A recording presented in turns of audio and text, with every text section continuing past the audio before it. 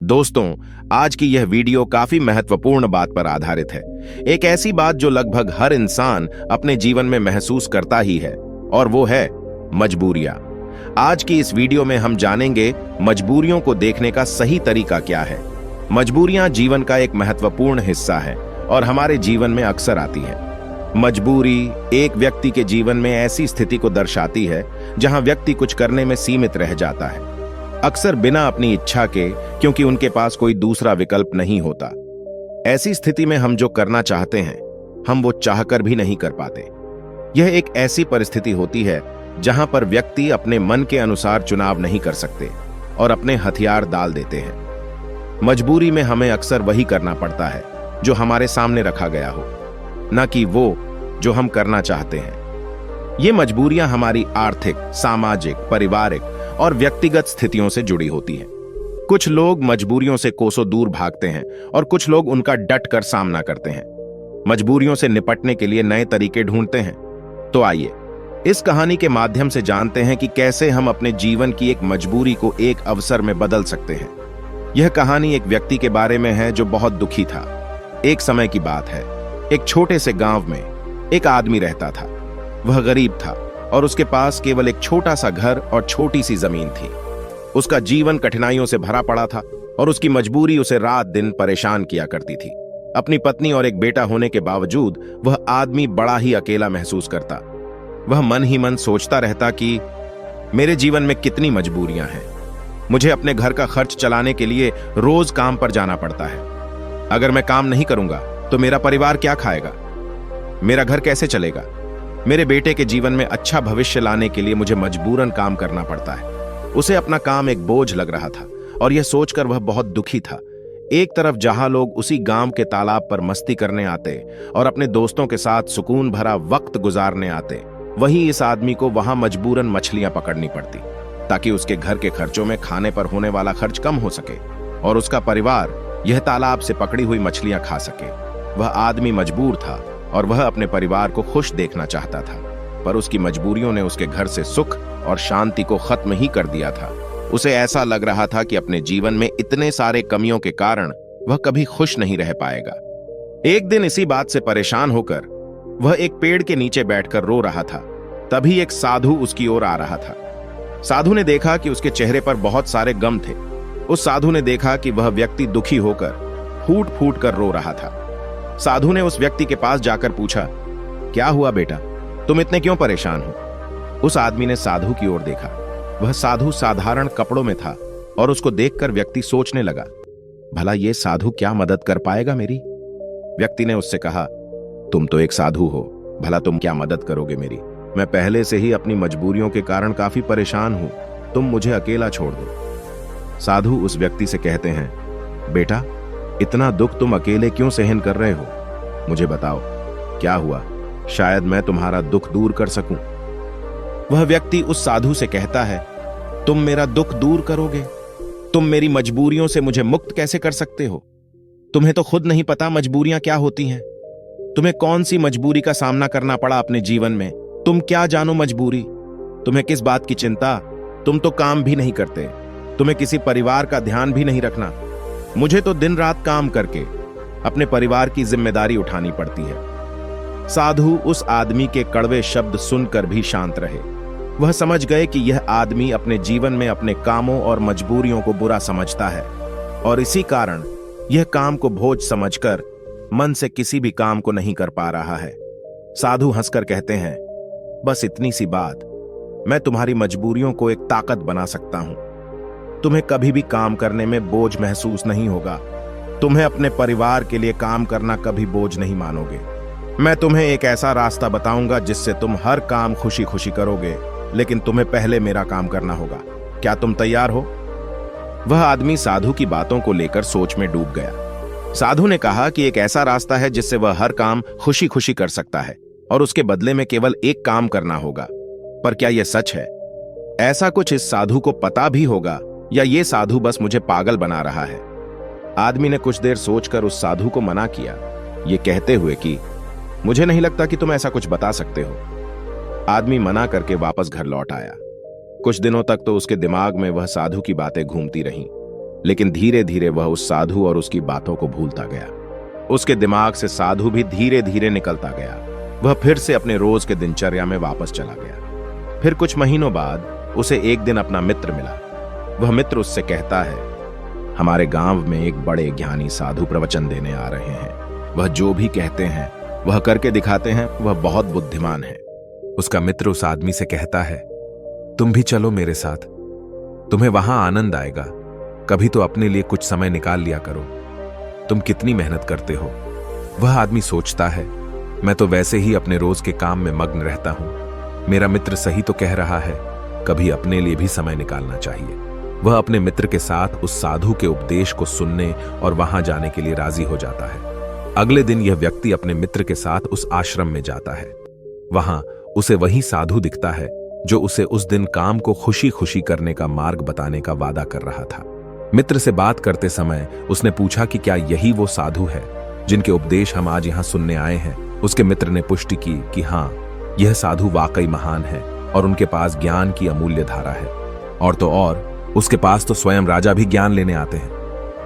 वह आदमी अपने मित्र से कहता है कि मैं इस साधु से मिल चुका हूं। फिर वह आदमी अपने मित्र को सारी बात बताता है। उसका मित्र पूरी बात सुनकर कहता है, अगर यह साधु ने तुम्हें वचन दिया है तो अवश्य ही वो उसे पूरा करेंगे। तुम्हें उनसे फिर से मिलना चाहिए। आदमी फिर मन ही मन यह सोचता है कि क्या मेरा अब उनसे मिलना ठीक रहेगा। मैं उन साधु के पास जाऊं कि नहीं, वह मेरे बारे में क्या सोचेंगे। परंतु अब उसके मन में यह विश्वास था कि वह साधु उस दिन उसे पागल नहीं बना रहे थे। और अगर थोड़ी सी भी उम्मीद है कि मैं एक ऐसा रास्ता जान जाऊंगा जिससे मुझे कोई भी मजबूरी, कोई भी पीड़ा छोटी लगने लगेगी और मैं उस काम को खुशी खुशी करूंगा, तो ये मुझे जानना ही है। फिर भले ही मुझे उन साधु के सामने शर्मिंदा ही क्यों ना होना पड़े, चाहे कुछ भी हो, मैं इस मौके को अपने हाथ से जाने नहीं दूंगा। यही सोचकर वह आदमी उन साधु से मिलने का निश्चय करता है। उपदेश समाप्त होते होते शाम हो चुकी थी। जैसे ही वह उपदेश समाप्त हुए, सब लोग आश्रम से बाहर जाने लगे। वह आदमी उस साधु के पास जाता है। वह आदमी कहता है, गुरु, क्या आपको याद है मैं आपको मिल चुका हूं। मुझे माफ करना, मैंने आपको उस दिन काफी भला बुरा कहा और मैं उस वजह से बहुत शर्मिंदा भी हूं। मुझे अब बहुत पछतावा हो रहा है, परंतु क्या आप मुझे वह मार्ग बता सकते हो जिससे मैं खुशी खुशी काम करूं। मैं आपका कोई भी काम करने के लिए तैयार हूं। साधु हंसते हुए कहते हैं, हां, मुझे याद है, तुम वही आदमी हो जो उस दिन दुखी हालात में मुझे मिला था। ठीक है, मैं अपना वादा पूरा कर दूंगा, लेकिन अब शाम हो चुकी है और मैं पूरे दिन उपदेश देकर थक गया हूं। तुम मुझे कल सुबह इसी आश्रम के बाहर मिलना। वह आदमी बहुत खुश होता है और कहता है, जी गुरुदेव, मैं कल सुबह आपसे मिलने आ जाऊंगा। सुबह होते ही वह आदमी उस आश्रम के बाहर उस साधु से मिलने जाता है। जब वह आदमी वहां पहुंचता है तो गुरु दरवाजे पर रुके होते हैं। वह व्यक्ति उन साधु के पास जाता है और कहता है, गुरुदेव, मैं तैयार हूं। साधु उस व्यक्ति से कहते हैं, बेटा, मुझे अपना वादा याद है जो मैंने तुमसे किया था, परंतु तुम्हें समझने के लिए मुझे तुमसे एक काम करवाना पड़ेगा। वह आदमी उस साधु से कहता है, जी गुरुदेव, मैं कुछ भी करने के लिए तैयार हूं। आपका काम क्या है जो मैं कर सकता हूं, मुझे बताइए। वह साधु उसे पास के तालाब के पास ले जाते हैं। वहां एक बड़ा सा पत्थर था जो पानी के बहाव को रोककर बैठा था। साधु उस व्यक्ति से कहते हैं, बेटा, क्या तुम्हें यह पत्थर दिख रहा है जो पानी के बहाव को रोककर बैठा हुआ है। व्यक्ति कहता है, जी। फिर साधु कहते हैं, तुम्हें इस पत्थर को यहां से हटाना है। जैसे ही तुम इस पत्थर को हटाओगे, तुम्हें तुम्हारे प्रश्नों के उत्तर मिल जाएंगे। व्यक्ति कहता है, लेकिन गुरुदेव, यह कैसे मुमकिन है। यह तो इतना बड़ा पत्थर है, मैं इसे कैसे हटाऊंगा।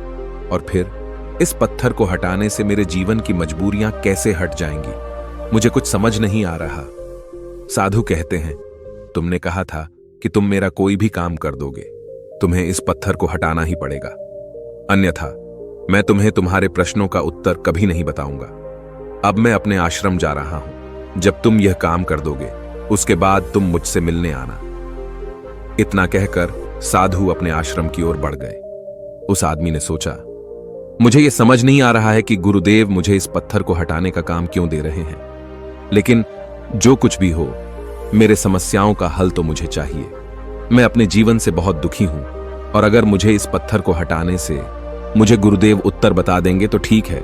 गुरुदेव अगर मुझे यह करने को कह रहे हैं तो इसमें जरूर कोई बात होगी। इतना सोचकर उस आदमी ने उस पत्थर को अपने हाथों से हटाने का प्रयास शुरू किया, लेकिन वह पत्थर इतना विशाल और भारी था कि वह थोड़ा भी नहीं हिला। कुछ देर बाद थक हार कर उसने अपने पीठ के बल पर लेकर फिर से प्रयास किया, उस पत्थर को हटाने की कोशिश की। उसने देखा कि वह पत्थर थोड़ा सा अपनी जगह से हिल गया, पर जैसे ही वह थोड़ा सा सीधा हुआ, वह पत्थर फिर से अपनी जगह पर वापस आ गया। उस आदमी का आत्मविश्वास टूट गया। वह मन ही मन सोचता है कि यह कैसा काम दिया है मुझे इस साधु ने, यह पत्थर तो हिलने का नाम भी नहीं ले रहा। बाहर बहुत धूप थी और वह आदमी पसीने में भीग जाता है। वह आदमी बीच में ही रुक जाता है, पर फिर उसे उन साधु की शर्त याद आती है, जिसके मुताबिक अगर वह उनका काम नहीं करेगा तो उसे वह नहीं मिलेगा जो वह चाहता है। यह काम करना भी एक प्रकार की मजबूरी ही थी। काफी समय बीत जाने के बाद उस आदमी ने पास में ही एक पेड़ देखा और उसे उस पेड़ को देखते ही एक तरकीब सूझी। उसने सोचा, क्यों ना मैं एक लकड़ी के टुकड़े को पत्थर के नीचे फंसाकर उस लकड़ी पर अपना वजन रखूं। इससे मुझे कम जोर लगाना होगा और लकड़ी बड़ी और मजबूत होने के कारण उसका परिणाम ज्यादा होगा। वह आदमी तुरंत ही एक बड़ी और विशाल लकड़ी तोड़ने में लग जाता है। जैसे तैसे उस आदमी ने एक बड़ी लकड़ी उस पेड़ से निकाली, उसके सारे छोटे टहनियां और पत्ते को तोड़कर एक सीधी लकड़ी तैयार की जो वह इस्तेमाल कर सके। फिर उसने उस पत्थर के अगल बगल एक खड्डा खोदा जहां वो उस लकड़ी को डाल सके।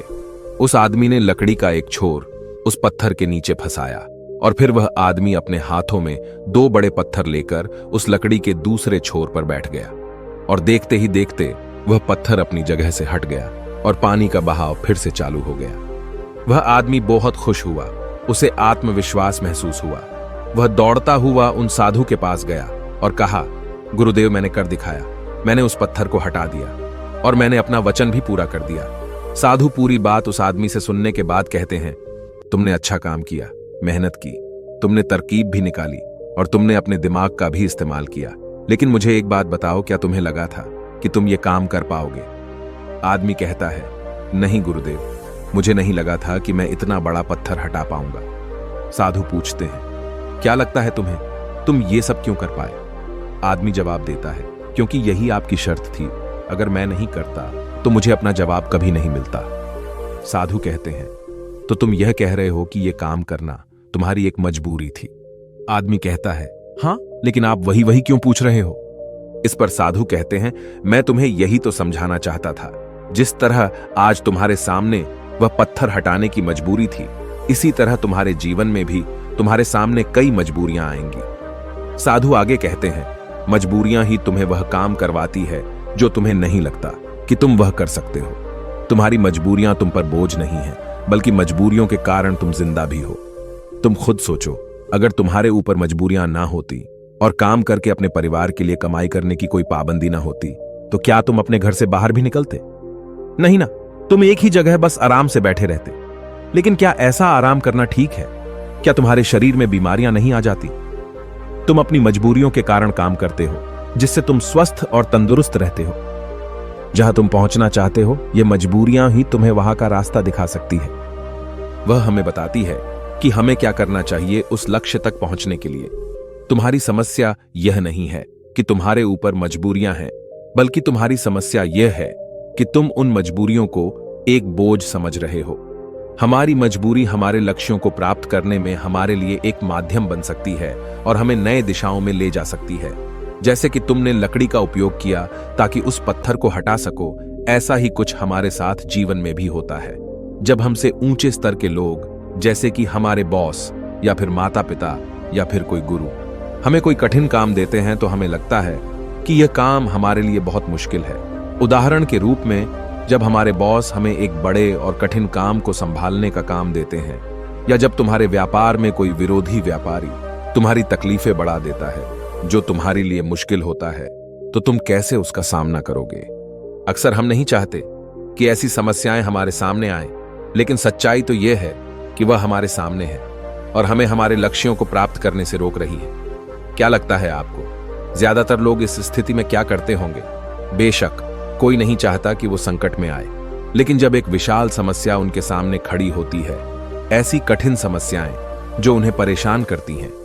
तब क्या करते होंगे लोग? जब भी हमारे जीवन में विशाल और भयानक समस्याएं आती है तो हकीकत में वह हमसे सवाल पूछती है, क्या तुम इस लक्ष्य के काबिल हो? क्या तुम इस परीक्षा का सामना कर सकते हो? आप क्या करोगे?